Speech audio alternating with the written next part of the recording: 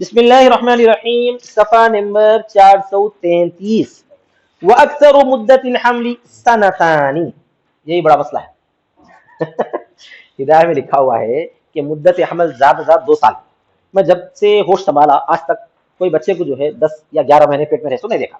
اب انہوں بول رہے ہیں اب انہوں جو ہے اس کو نکالتے ہیں قرآن مجید کی آیت مبارکہ کے اشارے سے۔ قرآن میں صراحت تو اس لیے ہے کہ بچہ 2 سال رہے گا بول کے، وہ لفظ آیا ہے کہ اس کا دودھ چھڑانا، اس کی مدت حمل اور اس کا دودھ چھڑانا کیا ہے 30 مہینوں میں ہوتا ہے، 30 شہرا 30 مہینوں میں ہوتا ہے۔ تو اس کے سے نو جو ہے یہ مدت حمل جو ہے کم سے کم یہ ہے، زیادہ زیادہ وہ ہے، اس طرح پہ یہ لوگ نکالتے ہیں۔ سمجھ میں آ گئی بات؟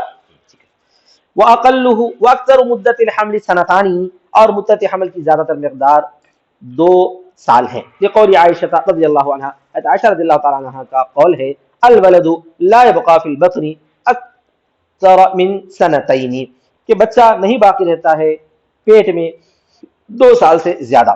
ولو بذل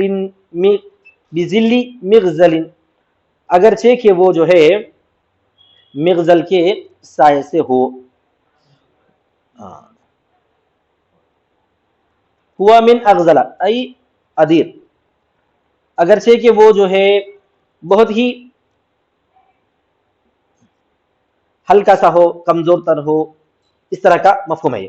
بہرحال واقلو 6 اشہر، اور کم سے کم مدت کیا ہے اس کی 6 مہینے۔ اس میں تو اتفاق رائے ہے، 6 مہینے سے پہلے تو بچے بچتے ہیں، اگر پیدا بھی ہو گئے تو 6 مہینے کے بعد بچنے کی امید رہتی ہے۔ یہ قول تعالیٰ، اللہ تعالیٰ کے اس قول کی وجہ سے۔ وحملہ وفصالہ 30 شہرا، اور اس کی حمل اور اس کا دودھ چھڑانا 30 مہینے ہیں۔ ثم قال، پھر فرمایا وفصالہ فی عامین، اور اس کا دودھ چھڑانا 2 سال میں ہے۔ تو اس سے معلوم ہوا کہ باقی رہتا ہے حمل کے لیے 6 مہینے۔ ٹھیک ہے، اس سے بات تو سمجھ میں آ جاتی ہے۔ والشافعی يقدر الاکثر ب4 سنین، امام شافعی رحمۃ اللہ علیہ مقدر مانتے ہیں اکثر کو 4 سال تک، یہ تو بہت آگے بڑھ گئے، 2 سال تو 4 سال تک۔ والحجۃ علی ما رویناہ، اور حجت وہی ہے ان پر جو ہم نے روایت کی ہے۔ والظاہر انہا قالتہ سماعا اذ العقل لا يهتدي الیہ، اور ظاہری بات یہ ہے کہ حضرت عائشہ نے اس کو نبی صلی اللہ علیہ وسلم سے سن کر کہا ہوگا۔ یہ ہماری دلیل ہے کہ حضرت عائشہ رضی اللہ عنہا نے نبی صلی اللہ علیہ وسلم سے سن کر کہا ہوگا، اس لیے کہ عقل اس کی طرف ہدایت نہیں پاتی، یعنی ہم عقل سے نہیں بتا سکتے کہ بچہ ماں کے پیٹ میں کتنے دن رہ سکتا ہے۔ ومن تزوج امتا، اب یہاں بہرحال اکثر مدت حمل بتا دی گئی ہے اور اقل مدت حمل بتا دی گئی ہے، اس کے بعد کچھ مسائل ذکر کر رہا ہے۔ ومن تزوج امتا، اور جس آدمی نے کسی باندی سے شادی کی، فطلقها، پھر اس نے اس کو طلاق دے دی، اس نے ثم اشتراها، پھر اس کو خریدا، یعنی اسی آدمی نے، مثلا تو ایک شخص ہے باندی سے شادی کرا، شادی کے بعد طلاق دے دیا، پھر اس کا کیا کرا، اس کو خریدا۔ سمجھ گئے؟ اچھا، باندی رہتے ہوئے، بیوی رہتے ہوئے میں خریدتے تو خود بخود نکاح ٹوٹ جاتا، وہ تو الگ ہے۔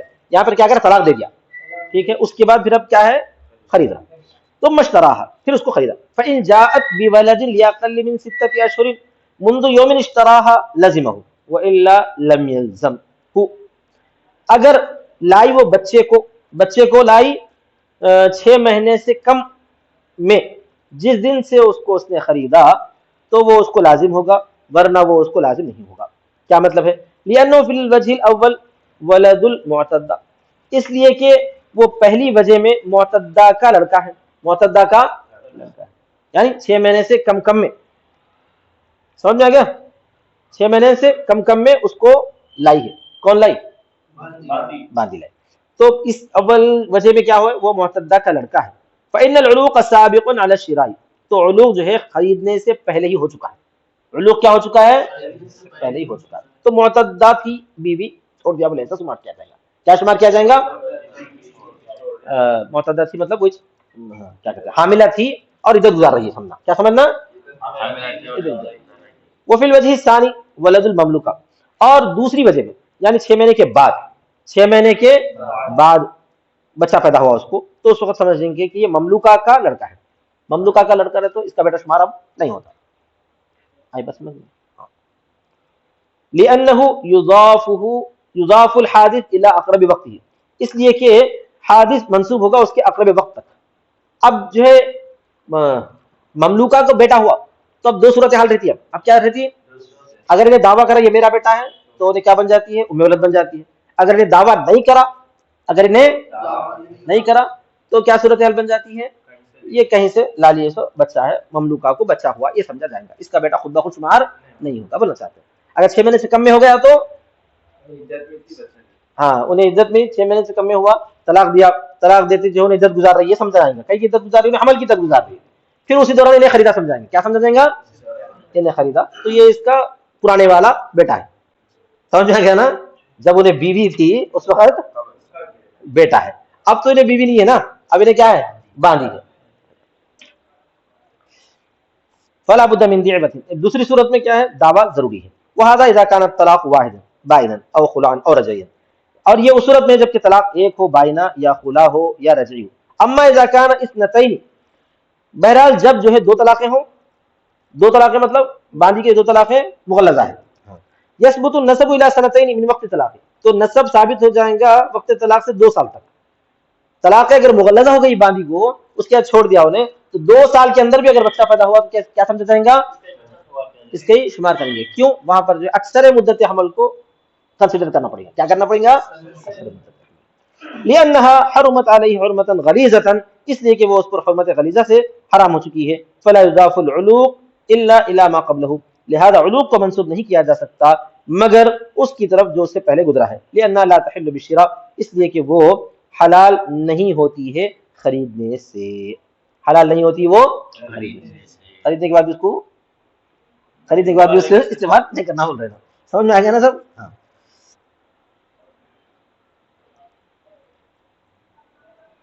ملک یمین تو رہیں گی، استعمال نہیں کر سکتا. آئی بات سمجھ میں؟ ملکیت مزاد بنے گی. ہاں باندھی تو رہیں گی، حرمت غلیظہ ہو گئی نا، تو یہ ایسے ہی ہوگا. سمجھو اپنی باندھی کا کسی اور سے نکاح کرا دیتا. ہو گیا کیا ہو گیا؟ اب دوسرے سے کرانا یہ تو استعمال نہیں کر سکتا. کیوں نہیں کر سکتا؟ کہ اپنی باندھی کو ہمیشہ کے لیے اس کا بزا اپنے اوپر حرام کر لیا ہوا ہے. یہ مطلب ٹھیک ہے. ومن قال لامته، اور اگر جس نے کہا اپنی باندھی سے، ان کان فی بطنی کی ولد فهو منی، اگر ہو تیرے پیٹ میں کوئی لڑکا تو میرا ہے. فشہدت علی الولادۃ امرأۃ، تو گواہی دی بچے پر کوئی عورت، فہی ام ولدہ، تو وہ اس کی ولد بن جائیں گے. یعنی حاملہ دیکھ کر اپنی باندھی کو بولا کہ تیرے پیٹ میں جو بچہ ہے وہ کیا ہے؟ میرا ہے. پھر اس کے بعد جو ہے وہ بچہ پیدا ہوا، کوئی عورت گواہی دی جس میں وضع حمل ہوا بول کے، تو وہ کیا شمار ہو جائے گی؟ اب ام ولد شمار ہو جائے گی. لأن الحاجۃ الی تعجیل الولد، اس لیے کہ حاجت جو ہے لڑکے کے تعجیل کی طرف ہے. ویثبت ذلک بشہادۃ القابل بالاجماع، اور ثابت ہو جاتی ہے وہ اس کی دایا کی گواہی سے بالاجماع. ومن قال لغلام هو ابنی، اور کوئی آدمی نے ایک بچے سے کہا کہ وہ میرا بیٹا ہے. ثم مات، پھر اس کے دو آدمی مر گیا. کوئی آدمی کیا کرا؟ ایک بچے کو اپنا بیٹا ہے بول دیا، پھر مر گیا. فجاءت ام الغلام، نہیں وہ انہیں نہیں مر گیا، وہ بچہ مر گیا.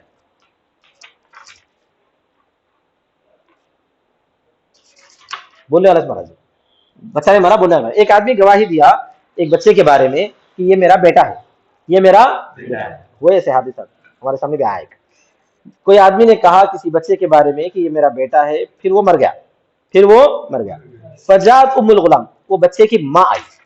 وقالت، اور کہی میں اس کی بیوی تھی. فہی امرأتہ، تو وہ اس کی بیوی مان سکتے. وہی ابنہ،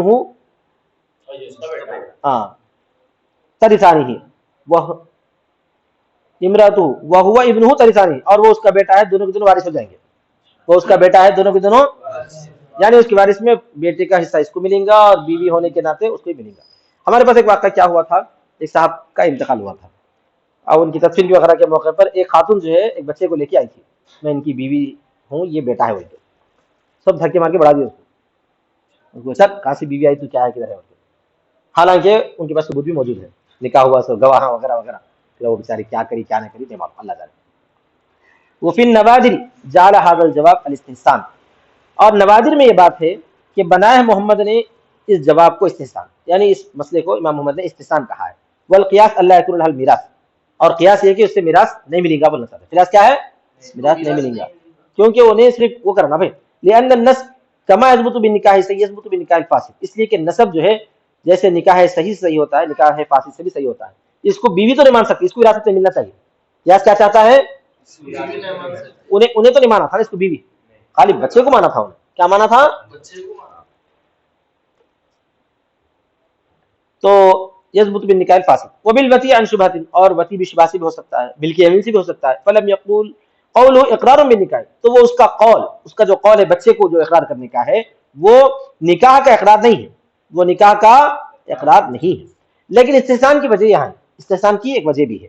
ان المسألة فيما اذا كانت معروفة بالحرية وبكونها ام الغلام، استحسان کی وجہ ہے کہ مسئلہ اس صورت میں جبکہ وہ آزادی کے ساتھ مشہور ہے، جبکہ وہ یعنی وہ جو بچے کی ماں ہے انہیں آزاد مشہور ہے، اور وہ بھی کونیا ام الغلام، اور یہ بھی مشہور ہے کہ انہیں بچے کی ماں ہے. تو اس صورت میں اس مسئلے کا مدار ہے. جیسے کہ آج کل ہے، آج کل کے غلامی تو ہے نہیں، آج کل کی غلامی تو ہے نہیں، اور کسی بچے کے بارے میں لوگ جانتے بھی کہ وہ بچے کی اماں وہی خاتون ہے بول کے، اس بچے کے بارے میں یہ آدمی بولا تھا کہ یہ میرا بیٹا ہے، تو وہ تو بیٹا اس کے اقرار کی وجہ سے ثابت ہو گیا. پھر وہ بچے کی ماں ہونے کی حیثیت سے اتنے مشہور ہے سب کے سامنے، اور انہیں غلام بھی نہیں ہے، باندھی بھی نہیں ہے مطلب، تو ایسی صورت میں جو ہے اس کو مان کے چلنا پڑتا ہے، جیسے کہ آج کل کے حالات کا ہے.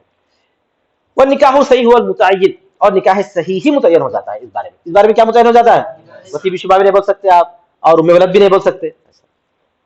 لذالک، اس صورت میں وضعن و عادتن، شرعی اعتبار سے بھی اور عادت کے اعتبار سے بھی. ولما لم يعلم بانها حرة فقالت الورثة انتی ام ولد فلا میراث لها، اور جب تک نہیں جانا گیا کہ وہ آزاد ہے. ولما لم يعلم ہے، وہ کیا ہے؟ ولما لم يعلم، ولم لم يعلم کیسے ہو سکتے ہیں؟ ولما لم، جب تک نہیں جانا گیا کہ وہ آزاد ہے، اور جب تک وہ آزاد ہے. تو اور ورثہ نے کہا کہ تم تو ام ولد، تم تو ام ولد ہے، تو پھر میراث اس کو نہیں ملے گی. اوپر کا مسئلہ کیا تھا؟ اوپر کے مسئلے کا جواب یہی تھا کہ جب یہ مشہور ہے، جب یہ مشہور ہے کہ انہیں آزاد ہے اور انہیں وہ بچے کی ماں ہے بول کے، اگر وہ چیز ثابت نہیں ہوئی، انہیں آزاد ہے بول کے ثابت نہیں، بات یہ ہوگی معلوم ہوا. فقالت الورثہ، اور ورثہ دوسرے ورثہ بول رہے ہیں اس کے، نہیں تم ہے ان کے، یہ بچہ بھی ان کا ہے، مگر تم اس کی کیا ہو؟ ام ولد. تو انت ام ولد فلا میراث لها، تو اس کی کوئی میراث نہیں ہوتی. ہاں انہیں آزاد تھی بول کے اگر ثابت ہو جائے، کب آزاد تھی؟ جب کہ بچہ پیدا ہونے وقت میں، تو پھر جو ہے اس وقت اس کی بات مان لے سکتے ہیں. لأن ظہور الحریت باعتبار الدار، اس لیے کہ حریت کا ظاہر ہونا گھر کے اعتبار سے ہوتا ہے. حجت فی دفع الرق لا فی استحقاق، یہ حجت ہوتا ہے رقیت کی دفع کرنے میں، نہ کہ استحقاق میراث میں. فی استحقاق ادھر میراث ادھر یاد رکھنا، لا فی استحقاق المیراث، نہ کہ میراث کے مستحق ہونے میں. وآخر دعوانا الحمد للہ رب العالمین.